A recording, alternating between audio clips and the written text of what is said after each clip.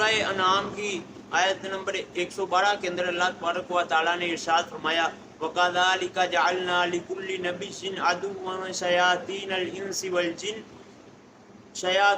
इंसि वल जिन्नि यूही बादुहुम इला बादिन ज़ुखरुफल क़ौलि गुरूरा। फरमाया कि और इसी तरह हमने हर नबी के लिए शैतान इंसानों और जिन्नों को दुश्मन बना दिया जो लोगों को धोखे में डालने के लिए एक दूसरे को खुशनुमा बातें इल्का करते रहते हैं। इस आयत करीमा का माना ये है कि जिस तरह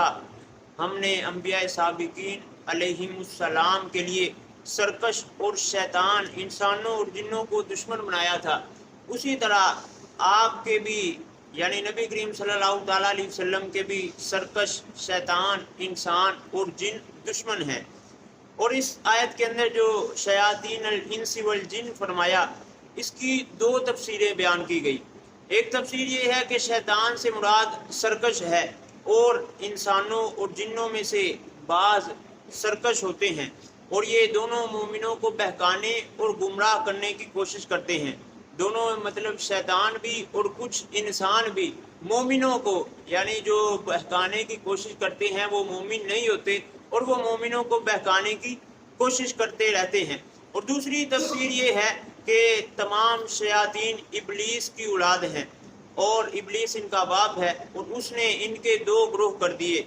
एक ग्रोह इंसानों को बहकाता है, दूसरा ग्रोह जिन्नों को बहकाता है और इन दोनों ग्रोहों को शयातीनुल इंसी वल जिन कहा जाता है। लेकिन पहली जो तफसीर बयान की गई,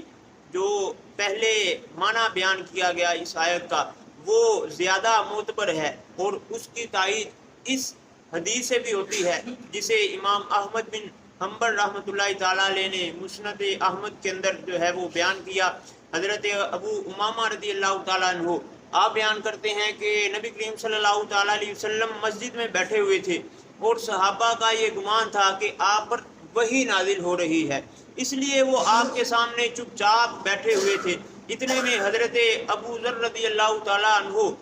आकर आपके पास बैठ गए। जब हज़रत अबू ज़र आकर आपके पास बैठे तो आपने फरमाया, ए अबू ज़र क्या तुमने आज नमाज पढ़ ली है? अर्ज़ की नहीं। आपने फरमाया अब खड़े होकर नमाज पढ़ो। तो हज़रत अबू उमामा फरमाते हैं जब उन्होंने 4 रकात चाश्त की नमाज पढ़ ली तो आप उनकी तरफ मुतवज्जे हुए और फरमाया कि जिन्नों और इंसानों के शैतानों से पनाह तलब किया करो। उन्होंने अर्ज़ की या नबी अल्लाह क्या इंसानों के लिए भी शैतान होते हैं? आपने फरमाया हाँ, जिन और इंसान के शैतान लोगों को धोखे में डालने के लिए एक दूसरे को खुशनुमा बातें इल्का करते रहते हैं। तो इस आयत के अंदर फरमाया कि ये जो सरकश जिन और शैतान होते हैं ये इंसानों को और जो है वो जिन्नों को भी, जो नेक जिन होते हैं उनको और जो है इंसानों को ये जो शयातीन हैं ये धोखे में डालने के लिए जो है वो खुशनुमा बातें इल्का करते हैं, यानी उनके दिल के अंदर गुनाह को खुशनुमा करके पेश करते हैं। और जो है इस आयत के अंदर जो वही का लफ्ज़ इस्तेमाल किया गया, ज़ुखरुफुल क़ौल और गुरूर का जो है वो लफ्ज़ इस्तेमाल किया गया, इसका जो माना है वो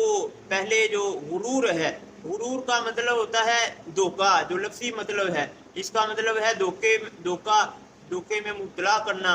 और वो जो लोग हैं यानी वो जो शैतान हैं या ऐसे लोग जो मोमिनों को धोखे में डालने के लिए खुशनुमा बातें जो है वो बताते हैं, उनके मुतालिक फरमाया कि इनमें से बाज की तरफ यानी मोमिनों की तरफ गुरूर यानी धोखे में मुब्तला करने के लिए ज़ुखरुफुल क़ौल की वही करते हैं। ये इस आयत के अंदर इरशाद फरमाया। तो वही इसका मतलब जो लफ्ज़ी मतलब है वो इशारा करना या लिखना या कलाम ख़फ़ी।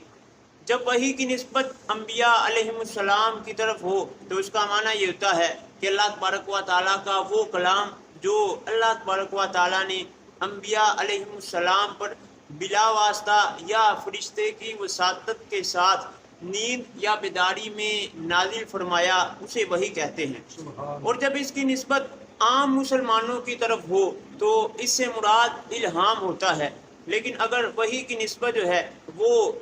شیطان کی طرف ہو تو اس کا مطلب وسوسہ ہوتا ہے۔ یعنی اس آیت کے اندر جو ہے وہ جو وحی کا لفظ استعمال کیا گیا، مطلب یہ ہے کہ وہ انسانوں کو، مومنوں کے دلوں کے اندر جو ہے وہ وسوسہ ڈالتے ہیں، اور جو وسوسہ ہوتا ہے وہ ہوتا تو گناہ ہے لیکن اسے خوش نما پیش کر کے جو ہے وہ ان کے دل کے اندر ڈال دیتے ہیں، اور مومن جو ہے وہ دھوکے کے اندر آ کر جو ہے وہ اس گناہ کو جو انہوں نے خوش نما کر کے پیش کیا ہوتا ہے اس گناہ کے اندر مبتلا کرنے کے لیے وہ ایسا کرتے ہیں۔ پھر جو ہے وہ شیطان کا جو دھوکہ ہے، جو وسوسہ کرتا ہے، وسوسہ ڈالتا ہے، شیطان کے وسوسے سے دھوکہ کھانے کی جو تحقیق ہے وہ یہ ہے کہ جب تک انسان کسی چیز کے متعلق یہ یقین نہ کرے کہ اس میں خیر غالب ہے، نفع غالب ہے، یا اس چیز کے اندر جو ہے وہ بہتری ہے، تو اس چیز میں اس وقت تک وہ رغبت نہیں کرتا۔ جب بھی جو بھی وہ کام شروع کرتا ہے، کاروبار کے اعتبار سے ہو، جس بھی اعتبار سے ہو، اسے سب سے پہلے یہ بات ذہن کے اندر آتی ہے کہ میں یہ کام کروں گا، اس کے اندر میرا پروفٹ کتنا ہوگا، مجھے لوس کتنا ہوگا۔ جو نفع ہوتا ہے، نفع کو مد نظر رکھ کے وہ کوئی کام جو ہے وہ شروع کرتا ہے، تو وہ نفع دیکھتا ہے تو پھر اس کے اندر رغبت اختیار کرتا ہے اور اس کے حصول کے در پہ ہوتا ہے، اور جب اسے پتہ چلتا ہے کہ اس کام کے اندر بہت زیادہ میرے لیے نفع ہے تو پھر وہ کاروبار کرنا شروع کر دیتا ہے۔ پھر اگر اس کا یہ یقین واقعے کے مطابق ہو تو یہ حق اور صدق ہے، اور اگر یہ یقین کسی فرشتے کے القاء کرنے کے سے ہو تو یہ الہام ہے، اور اگر یہ یقین واقعے کے مطابق نہ ہو تو یہ یقین فاسد ہے، اور یہی وہ کلام ہے جسے زخرف القول فرمایا۔ اب یا تو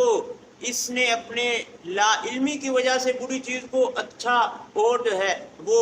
پتل کو سونا سمجھ لیا، یا ارواح خبیثہ نے اس کے دل میں یہ وسوسہ ڈال دیا اور جو ہے اس نے اس بری چیز کو، اس گناہ کو جو ہے وہ اپنے لیے خوش نما دیکھ کر اس کے اندر مبتلا ہو گیا۔ اور جو در حقیقت ہے وہ روحوں کی بھی دو قسمیں ہوتی ہیں، ایک روحیں جو ہے وہ طیب اور پاک ہوتی ہیں اور یہ فرشتے ہوتے ہیں، دوسری روحیں خبیث شریر ناپاک ہوتی ہیں اور یہ شیاطین ہوتے ہیں۔ اور جو ارواح طیبہ ہیں وہ لوگوں کے، یعنی فرشتے جو ہیں جو ارواح طیبہ ہیں وہ لوگوں کے دلوں کے اندر نیکی کو القاء کرتے ہیں اور جو ہے وہ نیکی کو الہام کرتے ہیں، لیکن جو یہ شیاطین ہوتے ہیں یہ لوگوں کے دلوں کے اندر جو ہے وہ وسوسے ڈالتے ہیں اور جو ہے وہ گناہ کو خوش نما کر کے پیش کرتے ہیں۔ اس لیے انسان جو ہے وہ اس گناہ کے اندر مبتلا ہو جاتا ہے، جس طرح حضرت امام ابو عیسیٰ محمد بن عیسیٰ یعنی امام ترمذی رحمۃ اللہ تعالیٰ علیہ آپ بیان کرتے ہیں کہ حضرت عبداللہ بن مسعود رضی اللہ تعالیٰ عنہ آپ بیان کرتے ہیں کہ ابن آدم کے قریب ایک شیطان کا نزول ہوتا ہے اور ایک فرشتے کا نزول ہوتا ہے، یعنی اس کے دل میں ایک القاء کرنے والا شیطان ہوتا ہے اور ایک القاء کرنے والا فرشتہ ہوتا ہے۔ شیطان کی طرف سے القاء کرنے والا اس کو مصائب سے ڈراتا اور حق کی تکذیب کرواتا ہے، اور فرشتہ کی طرف سے جو القاء کرنے والا ہوتا ہے وہ خیر کی بشارت دیتا ہے۔ جو شخص اس کو اپنے دل کے اندر پائے وہ اللہ کا شکر بجا لائے، یعنی جو فرشتے کی طرف سے خیر اور بھلائی کو اپنے دل کے اندر پائے اس پر اللہ کا شکر بجا لائے، اور جو شخص اپنے دل کے اندر دوسری بات پائے یعنی برائی کو پائے تو حضور نے فرمایا وہ اعوذ باللہ من الشیطان الرجیم پڑھ لیا کرے۔ پھر نبی کریم صلی اللہ تعالیٰ علیہ وسلم نے اس آیت کو تلاوت کیا، الشیطان یعدکم الفقر ویأمرکم بالفحشاء، کہ شیطان جو ہے تو تمہیں مفلسی سے ڈراتا ہے اور بے حیائی کا کام کرنے کا حکم دیتا ہے۔ تو اس آیت کے اندر بھی حضور صلی اللہ تعالیٰ علیہ وسلم نے فرما دیا کہ ایک شیطان ہوتا ہے جو انسان کے دل کے اندر برائی کو ڈالتا ہے، ایک فرشتہ ہوتا ہے جو اس کے دل کے اندر اچھائی کو ڈالتا ہے۔ تو اسی طرح نبی کریم صلی اللہ تعالیٰ علیہ وسلم کی دوسری ایک اور حدیث ہے، امام مسلم آپ بیان کرتے ہیں کہ حضرت عبداللہ بن مسعود رضی اللہ تعالیٰ عنہ بیان کرتے ہیں کہ رسول اللہ صلی اللہ تعالیٰ علیہ وسلم نے فرمایا تم میں سے ہر شخص کے ساتھ ایک جن پیدا ہوتا ہے، صحابہ نے پوچھا یا رسول اللہ جب ہر شخص کے ساتھ ایک جن پیدا ہوتا ہے تو کیا آپ کے ساتھ بھی جن پیدا ہوا ہے؟ حضور صلی اللہ تعالیٰ علیہ وسلم نے فرمایا ہاں میرے ساتھ بھی جن پیدا ہوا ہے، لیکن اللہ تبارک و تعالیٰ نے میری اعانت فرمائی اور وہ جن مسلمان ہو گیا۔